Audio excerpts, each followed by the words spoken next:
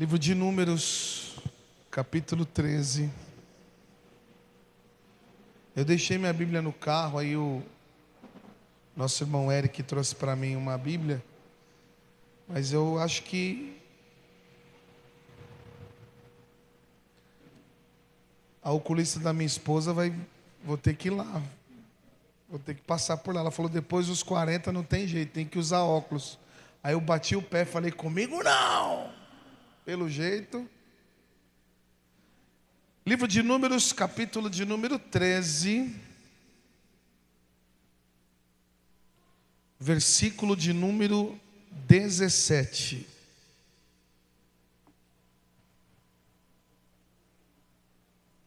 Acharam? Está escrito assim: quando Moisés os enviou para observar em Canaã, disse: subam pelo Neguebe e prossigam até a região montanhosa. Vejam como é a terra, se o povo que vive, se é forte, se é fraco, se são muitos ou poucos, se a terra em que habitam é boa ou ruim, e as cidades em que vivem são cidades sem muros ou fortificadas. Se o solo é fértil ou é pobre, se existe ali floresta ou não, sejam corajosos, tragam alguns frutos da terra. E era a época do início da colheita das uvas. Amém? Feche os seus olhos e diga assim: Pai, fala, pois o teu servo, ele ouve. Senhor, toma a minha vida. Não, agora eu que oro, você só concorda. Senhor, toma a minha vida nessa noite. Assim como o Senhor operou nos louvores, opera na sua palavra. Porque a fé não vem pelos louvores, mas a fé vem pelo ouvir a palavra de Deus. Em nome de Jesus. Amém. Amém. Pode se assentar, você pode glorificar, aplaudir, você pode ficar à vontade para servir e adorar a Deus. Quero agradecer primeiro a Deus pela oportunidade de estar na sua casa, de estar no altar. Estar no altar é honroso. Toda vez que você for convidado, toda vez que você subir no altar, honre o Senhor. Se você não estiver bem para subir no altar, explica para o pastor: não é pecado, é que eu não estou bem, eu não acho que eu deva subir da forma que eu estou. Porque o altar é algo muito sério, irmãos. Eu fui num culto ontem, tivemos culto pela manhã na nossa igreja, e aí convidaram a gente para ir numa outra igreja. Aí eu fui. Eu comentei com o Rafael, que está comigo, e disse: me arrancaram a minha energia. Sabe quando você prega num lugar onde as pessoas não têm interesse de ouvir, hein? Isso foi me sugando, me sugando, me sugando, me sugando. E quando eu vou para o culto, eu vou para entregar, para adorar, E tão difícil está aquela igreja. Ela passou por uma rebelião. Obreiros se levantaram contra os pastores e envenenaram, estou igual você, ó. Jogaram veneno na igreja. E as pessoas, elas estão ali sem propósito, sem vontade. Por mais que você traga uma mensagem para edificação. E quando eu cheguei aqui, o ambiente estava diferente. Aqui não me arrancaram a minha energia. Aqui me deram mais poder do Espírito Santo. Então eu tenho uma palavra para compartilhar com vocês. Agradecer ao pastor Eduardo, sua esposa, a família Conexão. Que Deus abençoe a vida de vocês de uma forma poderosa. O irmão Eric estragou o som daqui, está indo estragar o som de lá. E a gente ama ele mesmo assim, não tem problema. Ele é sentido, né? Ele é dodóizinho, não tem problema não. Eu gosto é assim. Números capítulo 13, brincadeiras à parte, está abençoando a gente lá, Deus abençoe. E a gente está investindo no som. Ele insistiu em algumas coisas e para melhorar o nosso som lá, e vai ser bênção. Acabamos de abrir a palavra de Deus no livro de Números. E aqui conta a história que Moisés chama 12 espias. Em Israel, esses eram os hebreus. Hebreus por quê? Porque eles não nasceram em Israel, mas eles têm sangue de Israel. Eles nasceram no Egito, por isso são chamados de hebreus. E esses hebreus agora estão diante de Canaã, da promessa de Deus. A promessa de Deus é palpável. Eu quero dizer para você que para algumas pessoas aqui já dá para enxergar a promessa. Eu quero declarar em nome, só uma recebeu, então é só para você, filha, em nome de Jesus, já dá para enxergar a promessa. Em nome do Senhor, eles enxergaram a promessa e agora eles querem saber como é essa terra. Moisés chama, eles eram divididos em tribos, 12 tribos. Então chamou um de cada tribo, as tribos escolheram homens, um de cada tribo. E quando a gente vai fazer esse tipo de escolha para ser espia, a gente escolhe o que nós temos de melhor. Então eles escolheram o que eles tinham de melhor. Cada um escolheu um homem das 12 tribos. Então Moisés disse: vocês vão para aquela terra e tragam informações. Eu quero conhecer, eu quero saber sobre aquela terra. Eu quero saber se o solo é bom ou é ruim, quem mora lá, que cidade que tem lá, como é que é as coisas lá. Tragam tudo, inclusive tragam frutos. E a pregação dessa noite ela é sobre fé versus incredulidade. Porque a fé e a incredulidade elas andam lado a lado. Há momentos que você está como? Voando, que ninguém te abala. Há momentos que você está como? Você está com uma fé tão grande que você tem fé pelas pessoas. Tem gente que está sem fé e você está dando fé para a pessoa. Mas há momentos na nossa vida que nós estamos como? Nada dá certo, não está indo, não está acontecendo. Meu Deus do céu, por que isso, por que aquilo? Então essa mensagem é para abrir o seu entendimento e fazer com que você em momento algum aceite que a incredulidade bata na sua porta.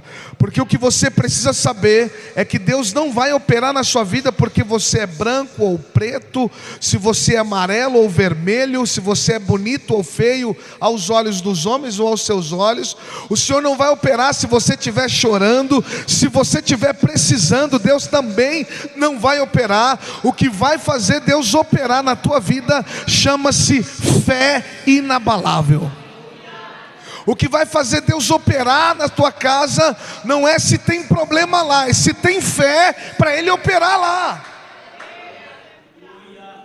Porque tem gente que chora e acha que Deus será comovido. Eu sou o tipo de pessoa que estou assistindo um filme e o cara está chorando e não tem nada a ver o choro do cara, e eu estou chorando também.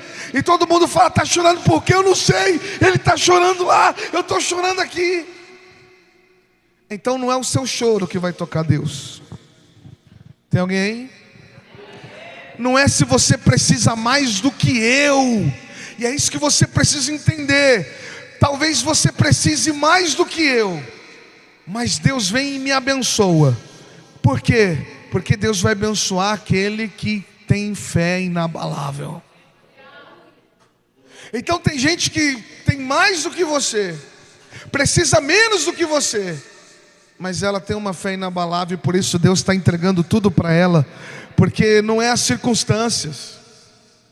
Qual a diferença entre nós, pais, e Deus? Simples. Quando o seu filho fecha a cara e começa a chorar, você: ai bichinho, tadinho do bichinho, toma aqui filho. Principalmente quando é criança. Não adianta fazer carinha de quem está precisando. Não adianta chorar. Deus fala: o que está acontecendo? Comigo só funciona por meio da fé. Você acredita nisso? Então vamos começar nessa noite essa pregação da parte do Senhor.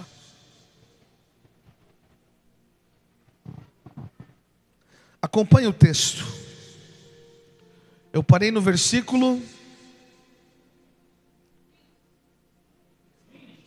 20. Obrigado, viu? Eu tô lutando aqui, viu?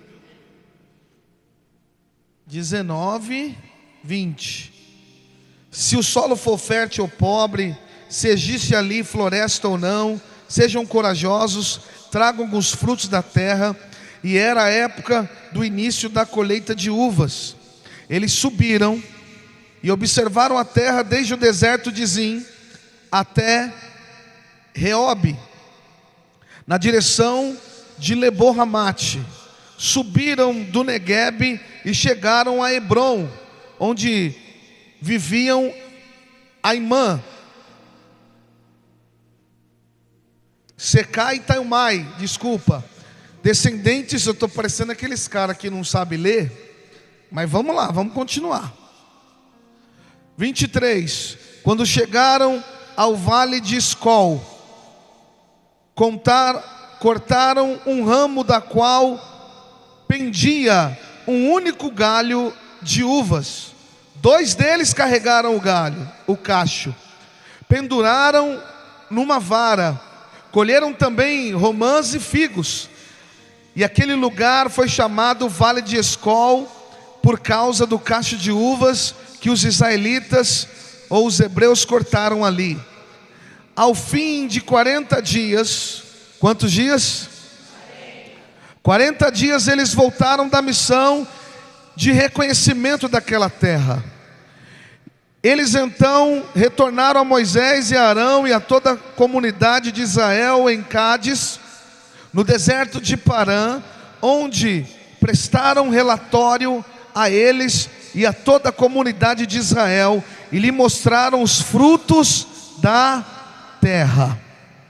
E deram o seguinte relatório a Moisés: entramos na terra a qual você nos enviou, onde há leite e mel com fartura. Diga glória a Deus. Aqui estão alguns frutos dela, mas o povo que lá vive é poderoso, e as cidades são fortificadas e muito grandes. Também vimos descendentes de Enaque. Os amalequitas vivem no Neguebe. Os hititas, os jebuseus e os amorreus vivem na região montanhosa, e os cananeus vivem perto do mar, junto do Jordão. Então Caleb fez o povo calar-se perante Moisés e disse: subamos e tomemos posse da terra, é certo que venceremos. Diga amém. Mas os homens que tinham ido com eles disseram: não podemos atacar aquele povo, é mais forte do que nós. E espalharam entre os israelitas um relatório negativo acerca daquela terra, e disseram: a terra a qual fomos em missão de reconhecimento devora os que nela vivem. Todos os que vimos são de grande estatura. Vimos também os gigantes e os descendentes de Anak, diante de quem parecíamos gafanhotos a nós e a eles. Você pode aplaudir a palavra de Deus?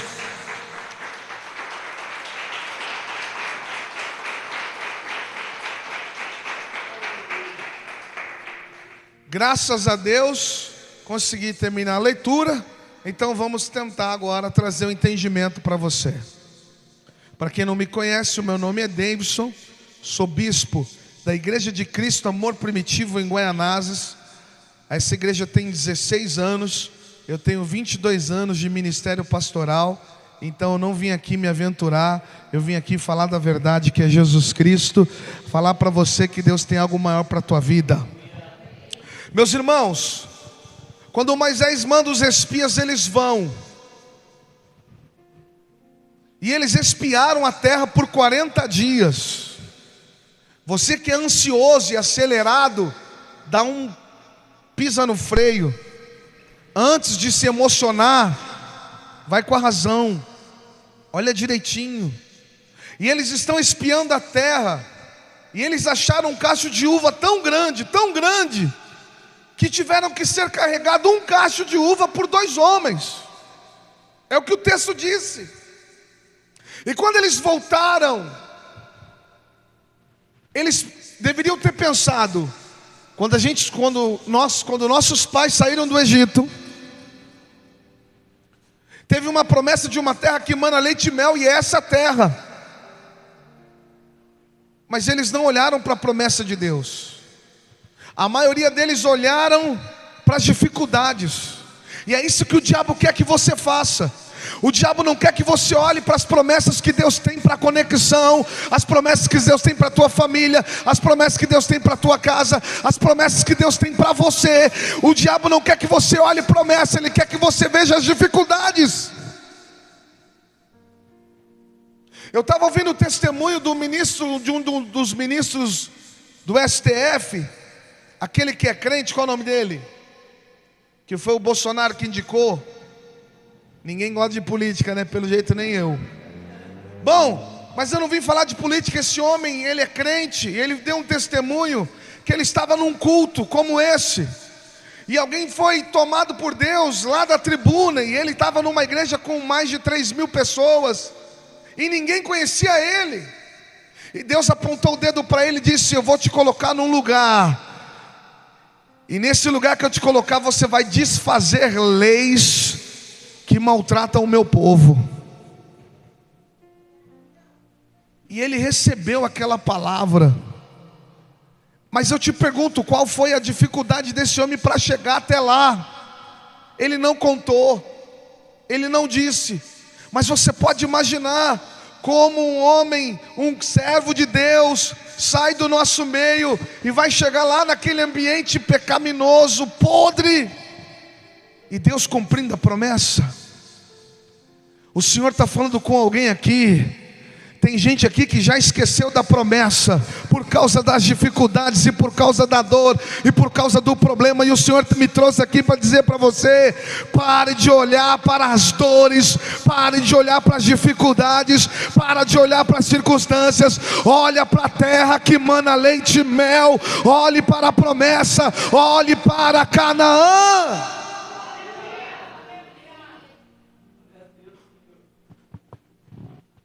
A primeira coisa do texto que eu quero que você entenda, entre fé e incredulidade, é que a fé é frutífera. Diga: a fé é frutífera. Como é que você fala que tem fé e não tem fruto? Como é que você fala se tem fé? Eu tenho fé, mas é uma fé que ninguém percebe. Abra aí sua Bíblia, Tiago capítulo 2, versículo 14. Tem na tela aqui, ô Eric? Então eu vou na tela, que acho que vai ser melhor para mim, viu? Licença aqui, eu estou em casa, viu? De que adianta, meus irmãos, alguém dizer que tem fé se não tem? Acaso a fé pode salvá-lo? Se o irmão ou uma irmã precisar de roupas ou de alimento de cada dia, me ajuda aí, mesa, e um de vocês lhe disser: vá em paz, aqueça-se e alimente-se até satisfazer-se, sem porém lhe dar o que necessita, de que adianta? Assim também a fé por si só, se não acompanhada de obras, é morta. Olha,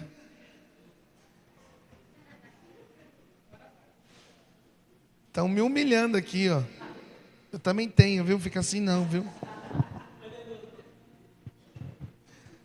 A fé é o quê?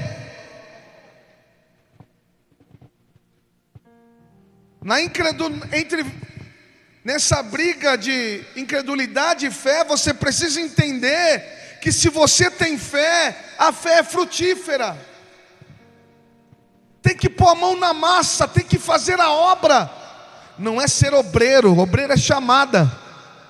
Não é ser presbítero, evangelista, pastor, diácono, isso é chamada, é fazer a obra. Eu não sou obreiro, mas eu quero fazer a obra. E que obra é essa? É o bem para os homens, para pessoas.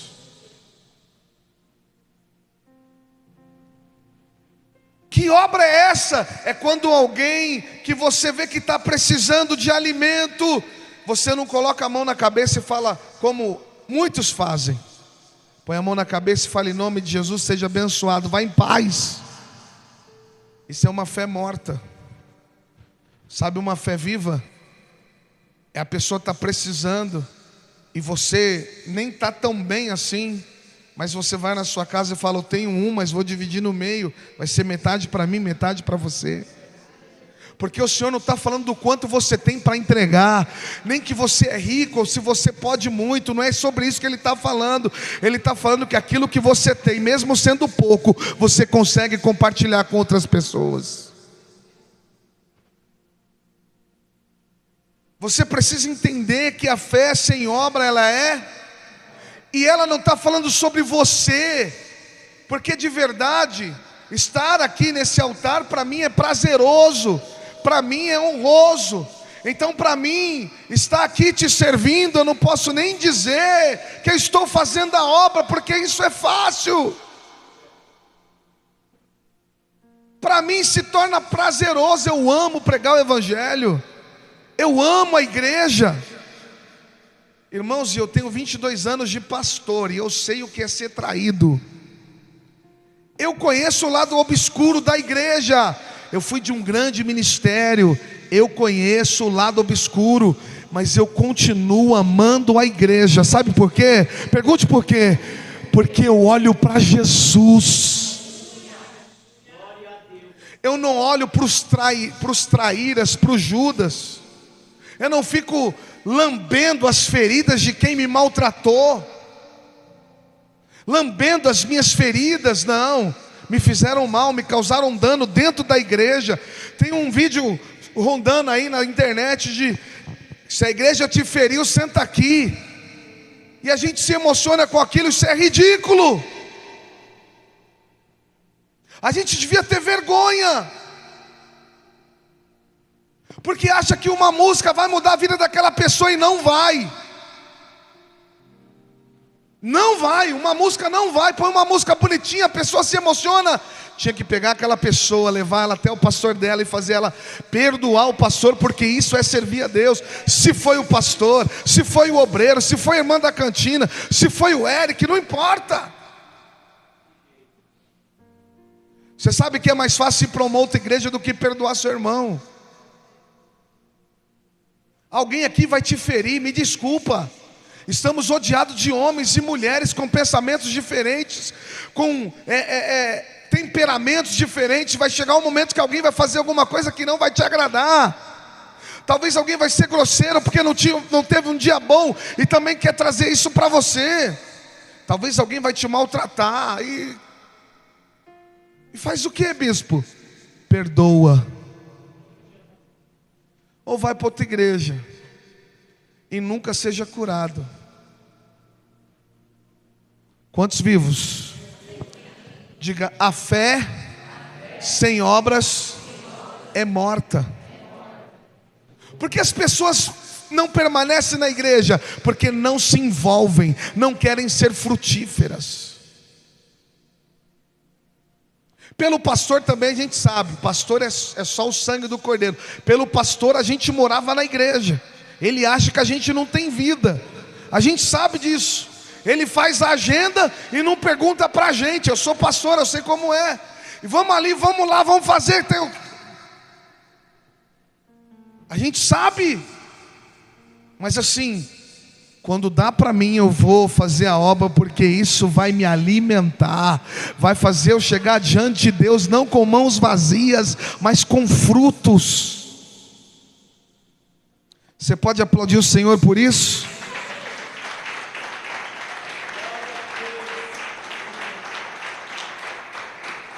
Sabe o que o Senhor está falando? Que a gente tem que parar de falar e começar a fazer. Tem gente que fala muito. Toda igreja tem um fala muito. Não olha para a pessoa para não ficar feio. Fica... Trava, não olha, não olha. Mas toda igreja tem aquele que fala muito. Tem o que fala muito e faz, mas tem o que fala muito e não faz.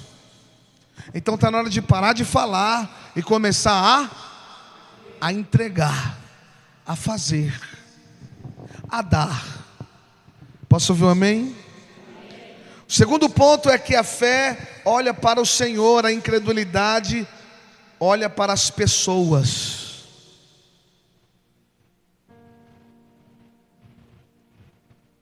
Quando eles entraram na terra, trouxeram o fruto.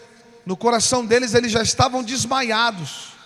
O texto vai dizer no final que eles disseram: olha, eles são muito grandes e nós somos como gafanhotos aos nossos olhos e aos olhos deles. Mas como assim aos olhos deles? Eles nem viram eles estavam como espiões. Eles não podiam ser vistos, mas eles acreditavam tanto que quando aqueles gigantes olhassem para eles, iam ver eles como gafanhoto, porque isso é o que estava no seu coração, a incredulidade dentro do coração. Provérbios vai dizer: você é o que pensa que é. Me perdoe, eu não preciso de massagem no ego de ninguém, nem da minha igreja, nem de igreja nenhuma, porque quando eu me olho no espelho, eu sei quem eu sou em Jesus Cristo. Eu sei aonde eu posso chegar. A única pessoa que eu peço que me ajude é a minha esposa, porque essa é minha aliança e não a minha adversária. Mas escute, você não precisa de ninguém ficar. Saiba que em Deus você é poderoso. Posso ouvir um amém? Pare de olhar para as pessoas. Pare do quê? A gente fica olhando para as pessoas. Talvez você olhou para mim e não me conhece e falou assim: esse cara é homem de Deus. Quem disse? Eu pareço homem de Deus, mas você não me conhece. Você não andou comigo, você não almoçou comigo, não foi na minha casa. Olhar para a internet e falar é um homem de Deus é moleza, porque qualquer um atua. Somos atores. Você é um ator. Teve dias que você não estava bem e perguntaram como é que você está. Você disse: eu estou ótimo. Foi ou não foi? Porque você não queria mostrar para a pessoa que você estava mal. Você quer saber se é homem de Deus? Anda junto, esteja do lado, veja os frutos. Quer conhecer alguém? Veja os frutos. Se o fruto é ruim, você já viu, você não precisa de mais confirmação. Se afasta, tchau, obrigado. Não quer Jesus, não quer mudança. Sabe, você precisa entender que se você continuar a olhar para homens, o irmão desse camarada aqui, ele olhava para mim como um semideus, novo convertido, sabe? Admirando o pastor. Uau, meu pastor! Uau, meu pastor, meu pastor, meu pastor! Uau, meu pastor! E eu sou muito resenha com a garotada. E aí ele me compartilhou uma coisa que era para mim ter guardado. E a gente na resenha escapou, soltei, pisei na bola. E ele ficou tão magoado, que ele foi se afastando. Eu não percebi por causa da resenha, porque ele estava sorrindo, mas por dentro ele estava triste. Aí quando eu chamei ele, percebi que a ovelhinha estava se afastando. Eu falei: o que está acontecendo? O que foi? Ele falou: sabe o que é? É que eu compartilhei algo que era só meu e seu, e você compartilhou com todo mundo. Eu olhei para ele e falei assim: puxa, me perdoa. Mas às vezes essas coisas acontecem porque você precisa olhar para Jesus, não é para homem. E eu falei, eu sempre prego para a minha igreja: irmão, se você me admira, parabéns, mas eu sou ruim. Não espera muita coisa de mim.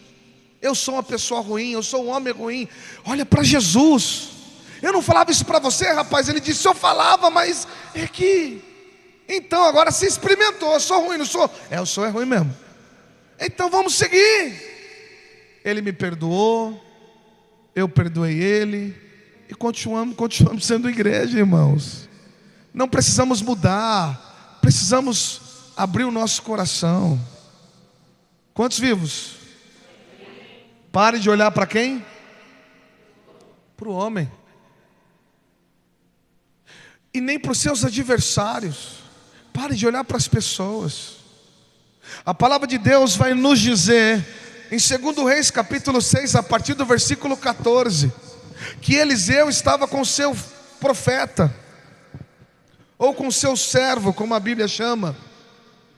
E a Bíblia vai dizer, não coloca não, senão eles vão se atrapalhar. Acompanha o texto aqui, depois você lê em casa. A Bíblia vai dizer que o rei da Síria, ele queria fazer guerra com o rei de Israel. E toda vez que ele armava uma emboscada para o rei de Israel, o profeta Eliseu vinha e dizia, não vai por aquele caminho, porque o rei vai te pegar lá. E ele fazia outro caminho. E isso aconteceu várias vezes, até que o rei da Síria fez uma reunião e falou assim, alguém está me traindo, alguém está me entregando para o rei de Israel. Um dos homens daquele rei disse, não, meu senhor, é que lá em Israel tem profeta, e o profeta tem revelado as suas ideias, mas eu sei onde está o profeta. O rei disse, então vamos até ele, vamos sequestrá-lo, vamos prendê-lo, porque a gente tem que pegar o rei de Israel. Então foram até o acampamento onde estava Eliseu e seu moço. Bem cedo pela manhã, o moço de Eliseu se levanta, se espreguiça, e quando abre os olhos ele vê um monte de cavalos e cavaleiros. Ele corre para dentro da casa e fala, meu senhor, estamos cercados, o que será de nós? Eliseu disse, calma, respira, o que está acontecendo? Estamos cercados de carros e cavalos e cavaleiros, nós vamos morrer. Eliseu disse, calma, respira. Ei, levanta sua mão direita para receber. Mais são os que estão conosco do que os que estão com eles. Você não está vendo, mas o Senhor te acompanha. Eliseu faz uma oração e diz, Senhor, abre os olhos desse moço. E quando os olhos desse moço foram abertos, a palavra de Deus diz que ele viu muitos carros e muitos cavalos e muitos cavaleiros, só que eles eram diferentes, eles eram de fogo. Você não está vendo, mas quando você levanta tem um anjo com você lá. Você não está vendo, mas quando você atravessa a rua, tem um anjo com você te acompanhando. Você não está vendo, mas tem um cavalo com um cavaleiro do seu lado. Você não está enxergando, você pensa que você está perdendo, você pensa que está difícil, você pensa que é derrota, mas o Senhor tem vitória para a tua vida.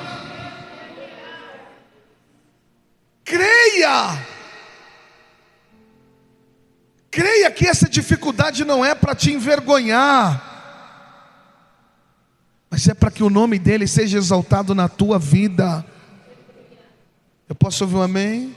Amém. Terceiro, a fé diz, é possível. A incredulidade diz, é impossível.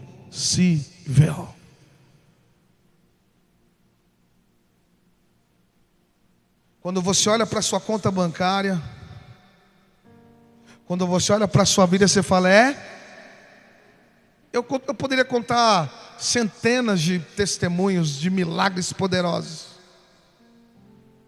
Vou contar um ou dois.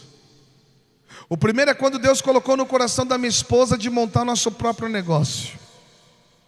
Mas antes da gente montar nosso próprio negócio, ela foi mandada embora da empresa, pegou uma bolada e falou, vamos para a Bahia tirar férias. Fomos para a Bahia e gastamos muito lá, como nunca.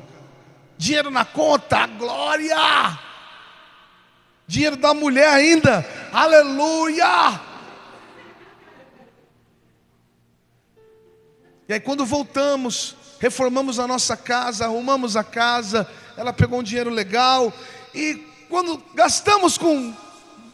Ela falou assim: vamos abrir uma padaria?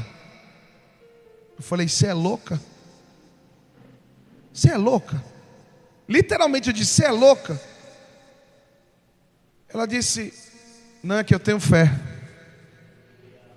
Falei: tudo bem, você tem fé, mas você tinha dinheiro. E a gente gastou todo o dinheiro. E agora que a gente quer padaria? Sabe quanto tempo para abrir uma padaria? Não, mas eu tenho fé. E eu na incredulidade, falei: não vai abrir.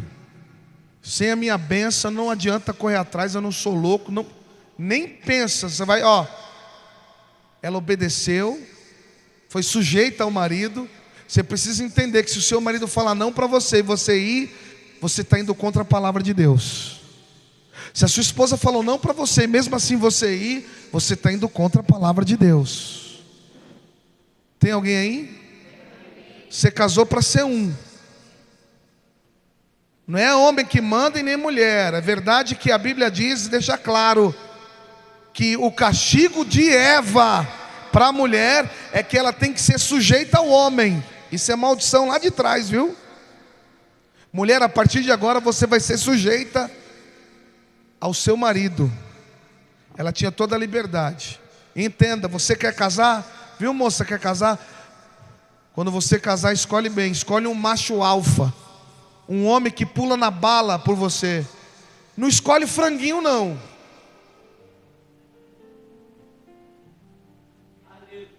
Não escolhe quem fica 3, 4, 5 horas no videogame não.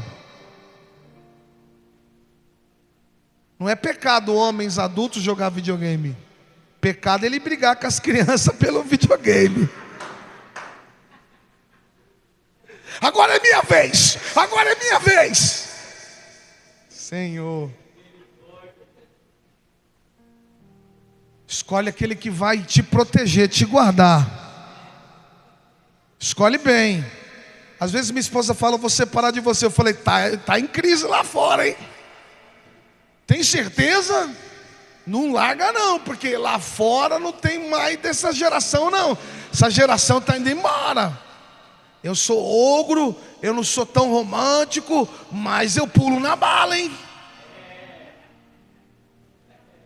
Tem uns aí que se o bandido aparecer, ele já está em casa e a mulher ficou para trás. Ei, a fé crê no impossível ser possível. E aí a minha esposa vinha e dizia, todos os dias ela falava: amor, vamos abrir a padaria, amor. E essa mulher insistiu, como a viúva pobre, que pedia para o juiz iníquo para julgar a causa dela. Todo dia minha esposa: amor, amor, amor. Eu falei: essa mulher está pedindo muito. Eu vou falar com Deus. Eu entrei na presença de Deus já pedindo perdão. Senhor, me perdoa. Eu vou perguntar um negócio para o senhor aqui, mas eu vou perguntar porque eu tenho que perguntar. Nós gastamos todo o dinheiro e agora essa mulher quer abrir uma padaria. Eu quero saber se o senhor está no negócio. Eu já sei a resposta, mas eu só estou perguntando porque o senhor está no negócio ou não está? Ele disse bem alto no meu ouvido, no meu coração. Ele disse: eu estou nesse projeto. Eu disse: como assim, Deus? A gente gastou dinheiro, lembra? Eu tô. E aí eu fui, escolhi o salão, coloquei roupa de pastor, fui comprar as coisas. Eu saí bem vestido, sabe, irmão? E aí cheguei numa loja chamando a atenção para o cara pensar que eu tenho dinheiro. Aí eu cheguei: bom dia, eu quero comprar alguns equipamentos na sua loja. O cara falou: minha comissão é agora.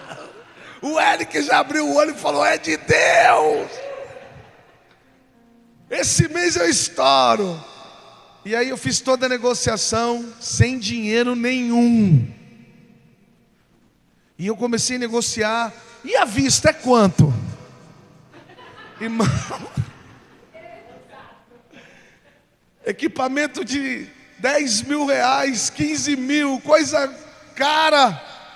Depois que ele dava, você pode parcelar em 10 vezes. Eu falava, 10 vezes e à vista. O cara olhava. E tudo pela fé, ó.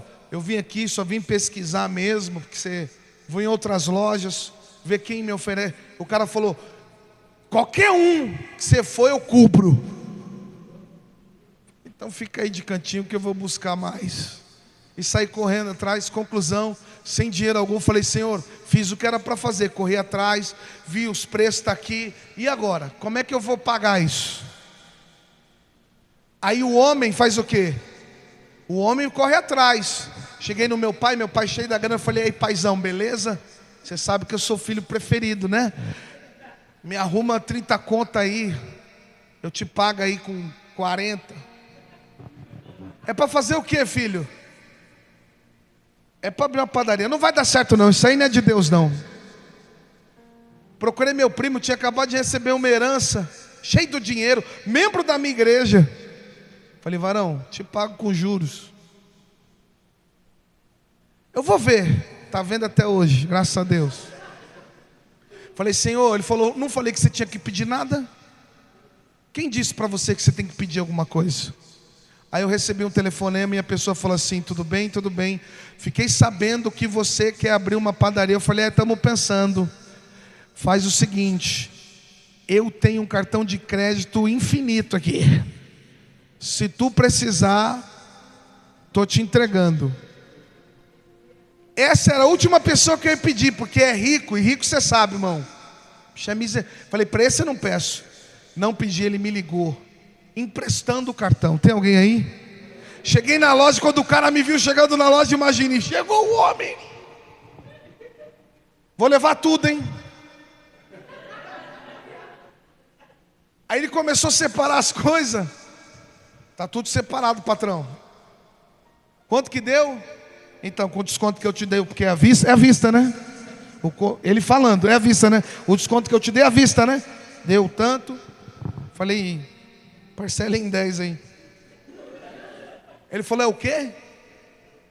Em 10. Ele falou, mas aí não dá, né? Falei, então vou na outra loja. Ele falou, não, venha cá. Paguei parcelado no preço à vista. Dá uma glória a Deus. Abrimos a padaria. Deu certo, está dando certo. Não fiquei rico. Nem vou ficar, uma padaria pequena, mas que alimenta a minha casa, alimenta a minha família.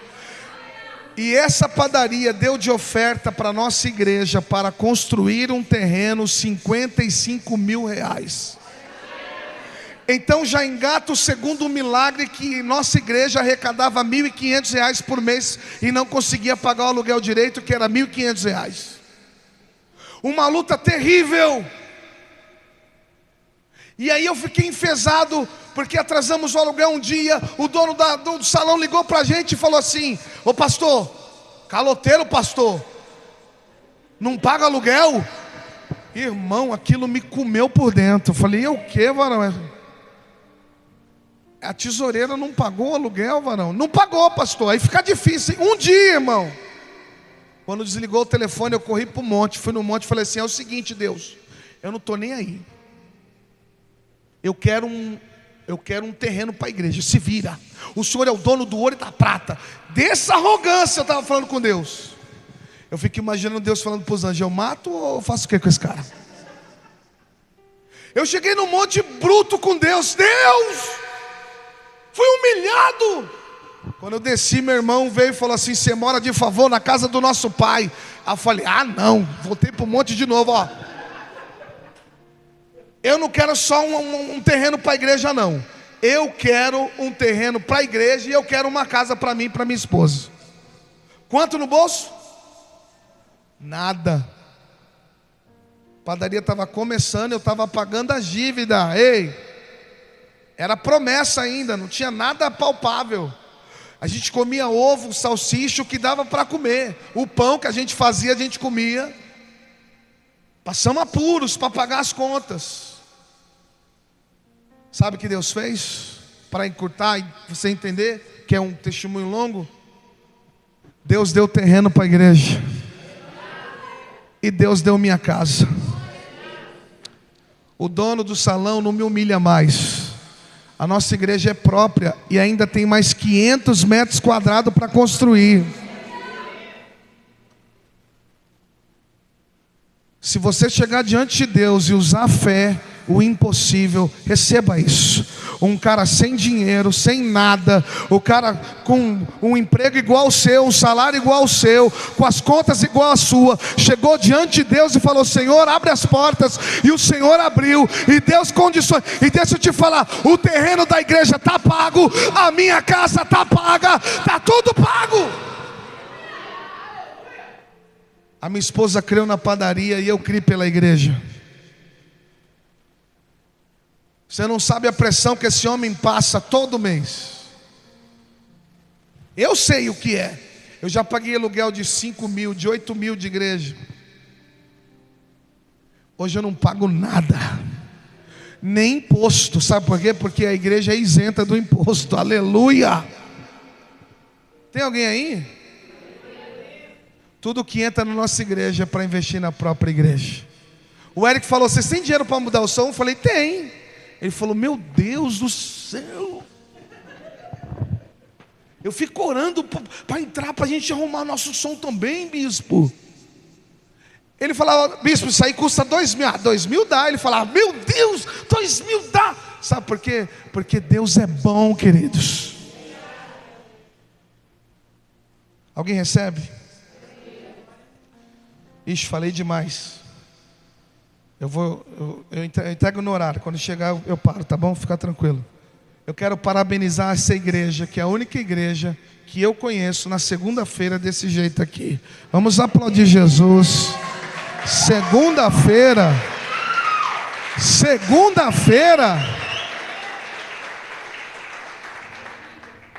Esse cara é louco. E Deus honra a fé dele. A fé honra a Deus, a incredulidade desonra. Toda vez que você está incrédulo, você está desonrando ao Senhor. Você está dizendo para Ele: o Senhor não pode. Porque em Hebreus 11, versículo 6 vai dizer: sem fé é impossível agradar a Deus. O pastor chegou em mim no começo do culto, porque ele me conhece. Ele disse assim: pega leve hoje. Falei: o clima tá bom, né? O clima tá bom. Vocês estão andando certinho. Parece que Deus não está, né? Então vamos pegar. Todo tá de boa? Tá tranquilo? Diga: sem fé é impossível agradar a Deus. A minha primeira igreja foi aqui no Vila Carrão, há 22 anos atrás. E aqui passa muito ônibus, e tinha muita rua de terra na época. A minha sinusite atacou quando eu estava trabalhando aqui como pastor. Uma dor de cabeça terrível, imensa. Minha primeira igreja, eu todo empolgado, menino, com aquele fôlego, com aquela alegria. Mas uma dor de cabeça. Eu orei ao Senhor e falei: Senhor, me cura. Em nome de Jesus, eu uso a fé para ser curado. Tem alguém aí? Quando eu terminei a oração, o pastor R.R. Soares foi quem me ensinou a fazer aquela oração. E o R.R. disse assim: depois que você orar, não diga que está com dor, diga que está curado. Quando eu terminei a oração, a minha esposa falou: amor, você está bem? Eu falei: tô. E a dor? Passou. Tem certeza? Você sabe como é mulher. Você que é casado sabe como é essa raça, né, irmão? Tem certeza? Sim. Olha. Falei: não, estou curado, irmão, estou sem dor. Não acredito. Fala a verdade. Aí eu tive que gritar: pelo amor de Deus, eu estou curado. Mas a cabeça estava como? Explodindo de dor. Meia hora depois o Espírito Santo veio até mim e falou assim: como é que você está? Está com dor ainda?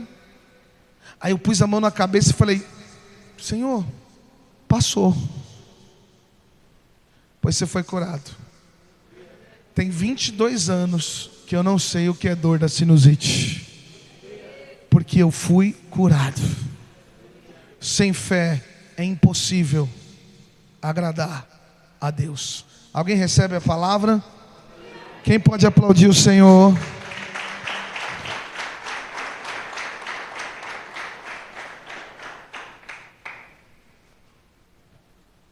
Mais um ponto eu encerro. Diga: a fé é vitoriosa, a incredulidade te traz derrota. Escute bem o que eu vou dizer, guarda isso, escreve num papel, faz alguma coisa. Alguém disse que quem tem promessa não morre, mentiu para você. A incredulidade anula a promessa. Eu vou repetir: a incredulidade anula a promessa. Tem um monte de gente que está perdendo as promessas porque deixaram de crer.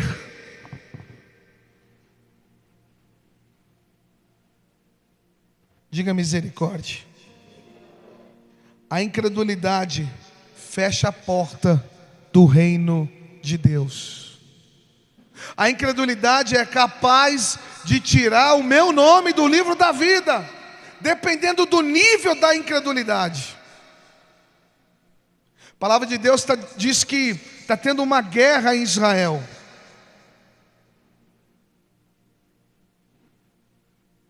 Aí o pai de Davi fala para ele: vai levar queijo para os seus irmãos. E quando ele chega lá para entregar o queijo para os irmãos, ele vê um gigante saindo do meio do arraial dos filisteus e gritando: cadê os homens de Israel? Por 40 dias aquele gigante ficava gritando: façam fila, venham todos, um a um eu vou derrubar. É tudo um bando de frouxo, um bando de mariquinha, e assim os palavrões que ele falava. E nenhum homem em Israel teve coragem de enfrentar Golias. Não tinha pistola, tá? Não tinha pólvora. Não dava para tirar de longe. Tinha que enfrentar frente a frente. Davi, quando escuta aquilo, ele pergunta: o que farão para quem derrubar Golias?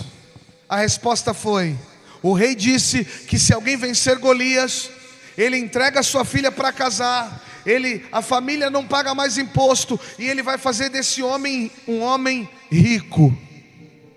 Davi disse: é comigo, avisa o rei que eu vou enfrentar o gigante. Colocaram Davi diante do rei. Quando o rei viu, ele disse: não tem como, é uma criança, é um menino, não dá. Então Davi disse assim: ô seu rei, posso falar? Então diga. Estava eu cuidando das ovelhas do meu pai, veio um leão e abocanhou uma das ovelhas do meu pai e saiu. Eu corri atrás do leão, eu grudei na barba do leão, eu matei o leão e salvei a ovelha do meu pai. Deus foi comigo. E numa outra vez um urso veio e tomou com as suas garras uma ovelha. Eu corri atrás do urso, grudei na orelha dele, matei o urso, arranquei das garras a ovelha do meu pai. Deus foi comigo com o leão, contra o leão e contra o urso. Deus será comigo contra esse Golias. Você já venceu tantas batalhas, tantas pelejas, coisas que você nem acreditava. Esse Golias vai cair também, igreja.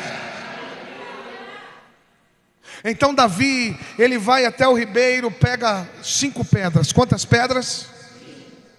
Porque se eu errar uma eu tenho, e se eu errar 2, se eu errar 3, se eu errar, a fé não erra. Ele pegou 5 pedras, porque tinha 5 gigantes. Isso você não sabia. Ele pegou 5 pedras porque ele disse: eu vou matar um, e quando cair eu pego o outro, e quando cair eu pego o outro, e quando cair eu pego o outro, e quando cair eu pego o outro. Ele pegou 5 pedras porque ele tinha convicção, e a fé é convicta. Ele tinha certeza que quando aquela pedra fosse em direção do gigante, ele ia cair por terra. E é sobre essa fé que eu vim pregar nessa noite. E quando você tiver certeza, convicção, nada mudar a sua ideia, nada fazer você se abalar, então aí você vai ver o gigante caindo por terra. Se coloque sobre os teus pés. E eu quero falar em nome do Senhor. Eu quero profetizar em nome do Senhor. O Senhor não te desamparou, não te deixou até agora, pastor Eduardo. Pode dar esse passo de fé. Ele é o Deus que provê. É Ele quem prepara todas as coisas.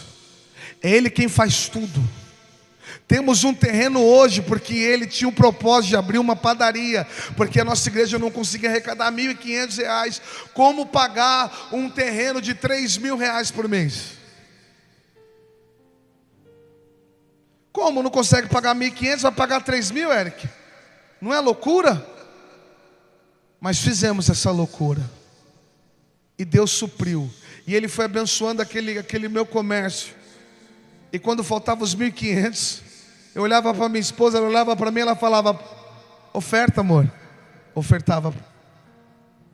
Primeiro mês, segundo mês, terceiro mês, 4 meses, 3 anos, até que acabou.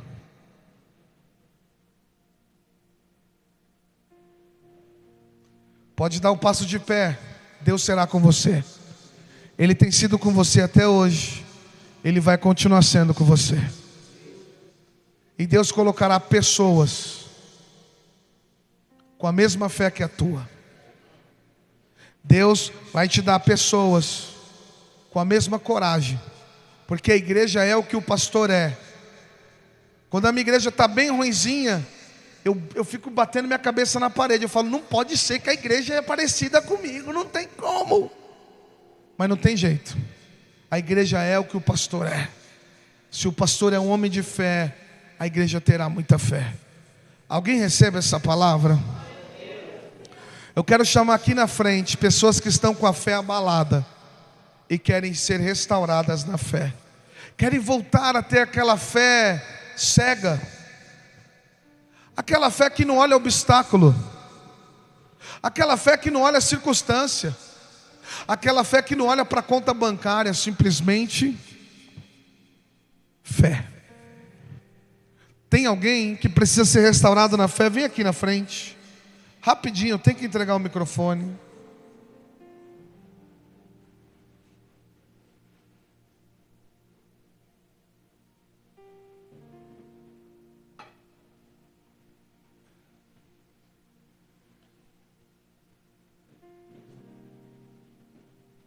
Eu acho bonito quando obreiros vêm para frente, porque pastor também chora. Pastor também sofre. Às vezes atrasa boleto também, pastor. Não tem perfeição. Quer perfeição, vai para a internet, lá tem. Lá eles não vão contar as mazelas, as dores, as lutas. Vocês precisam entender, vocês que estão aqui na frente, é que a palavra já falou com vocês. E agora vocês receberão poder. Mas se vocês não cooperarem, vocês vão voltar para o lugar do mesmo jeito que vierem. Porque Deus não dá nada pronto. Você entende isso? Você vai abrir uma empresa. Tem gente que está com medo de abrir o seu próprio negócio. Medo de dar errado. E se der errado, você tenta de novo. Sabe quantas padarias eu já abri?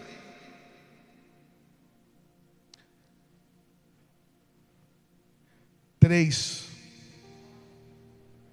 Sabe quantas? 4, né? Sabe quantas eu quebrei? 3.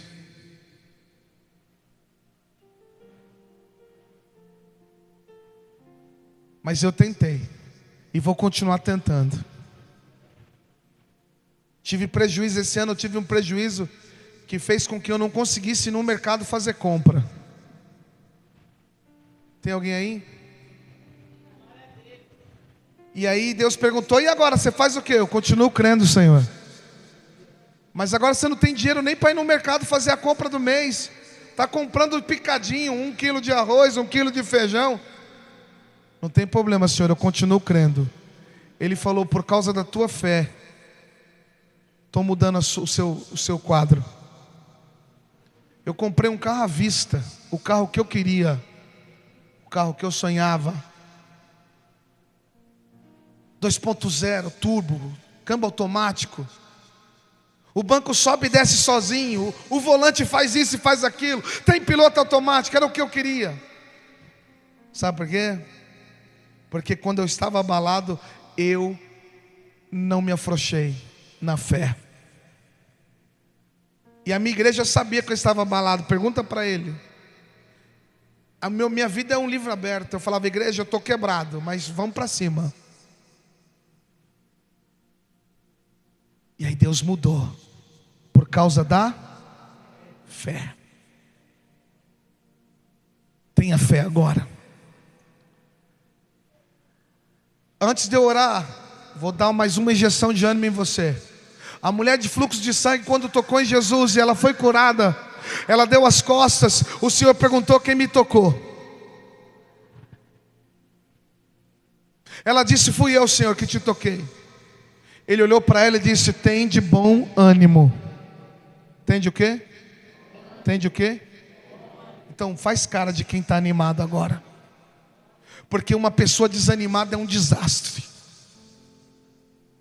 Uma pessoa desanimada é um desastre. Ela rouba a fé dos outros, ela paralisa os outros.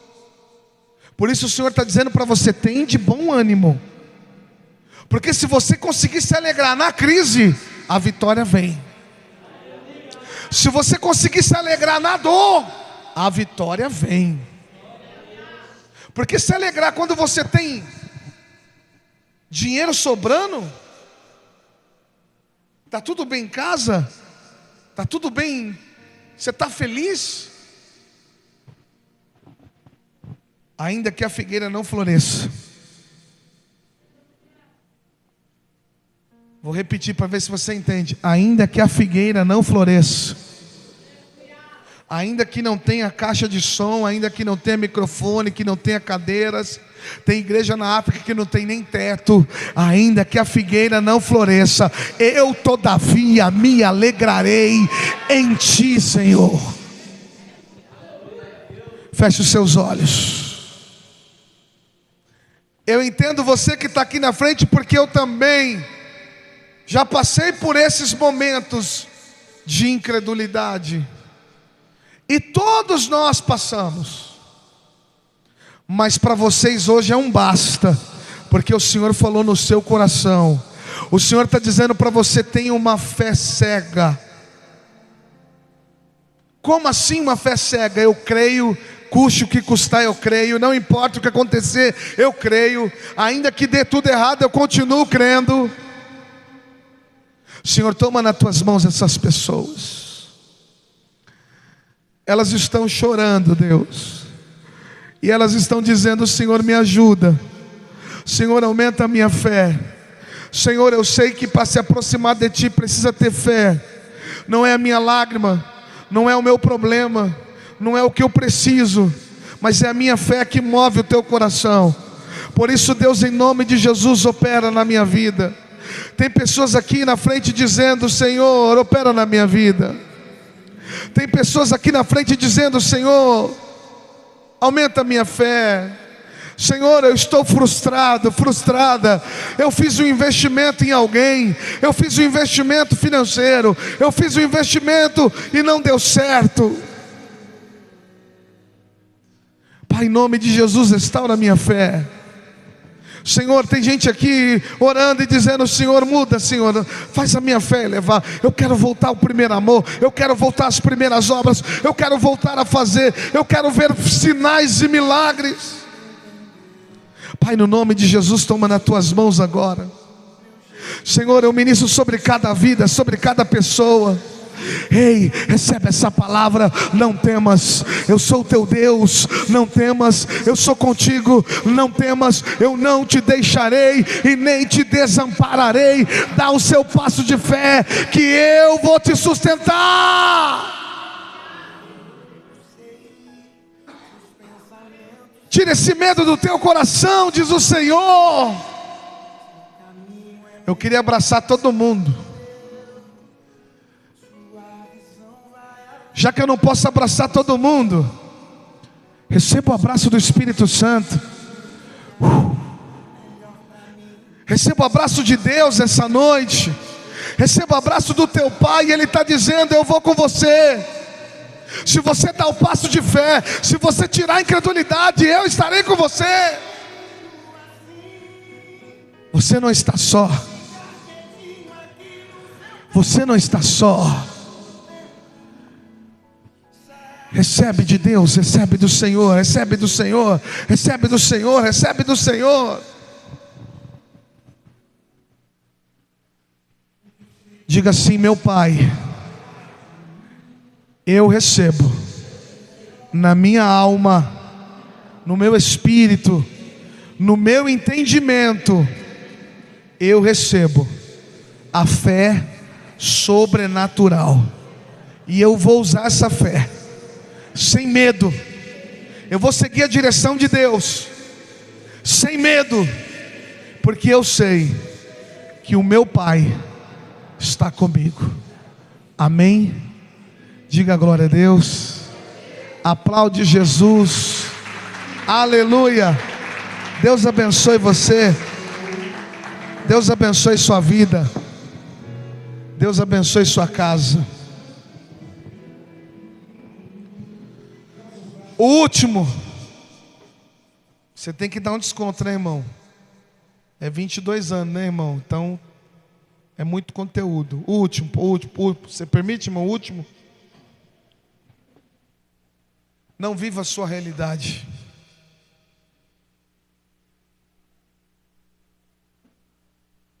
Eu fui visitar meu filho preso.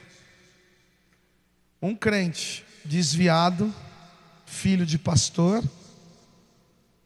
Nossa, mas o filho do pastor, ele não é ser humano, não? Ele não toma decisões erradas, não?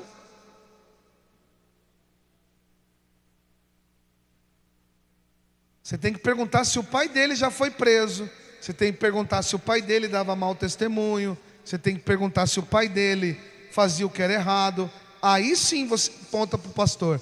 Mas se o cara dá bom testemunho, meu filho nunca ouviu falar palavrão na vida.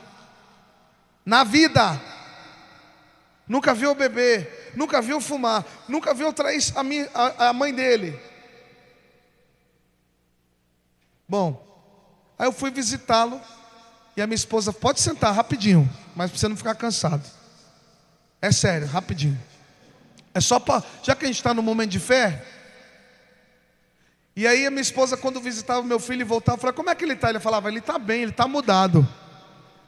Não é bom ouvir isso, sim ou não? Aí quando eu fui visitar meu filho, no primeiro bom dia dele, eu falei: oxi, mudado tá a mesma coisa. Falei: mulher, você mentiu para mim? Ela falou: não, eu falei pela fé e não pela vista.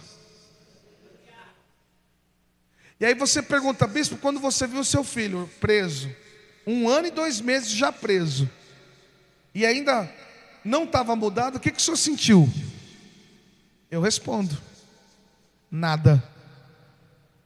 Eu continuei crendo, porque o Deus que prometeu não prometeu para ele, prometeu para mim.